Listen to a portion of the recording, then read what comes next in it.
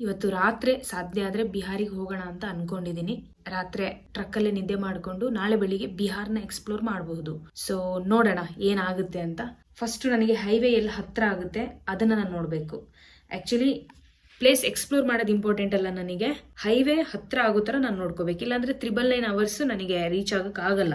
ನೋಡಿ, Lucknow to Bihar 563 kilometre ತೋರಿಸ್ತಾ ಇದೆ. UPಯಲ್ಲಿ ಸಕ್ಸಸ್ಫುಲ್ ಆಗಿ ಲಿಫ್ಟ್ ತಗೊಂಡು ಸೇಫ್ ಆಗಿ ಬಂದಿದ್ದೀನಿ. ಇನ್ನು ಬಿಹಾರ್ ಕತೆ ಡೇಂಜರಸ್ ಡೇಂಜರಸ್ ಡೇಂಜರಸ್, ಅದನ್ನೇ ಅಡ್ವೆಂಚರಸ್ ಮಾಡಬೇಕು.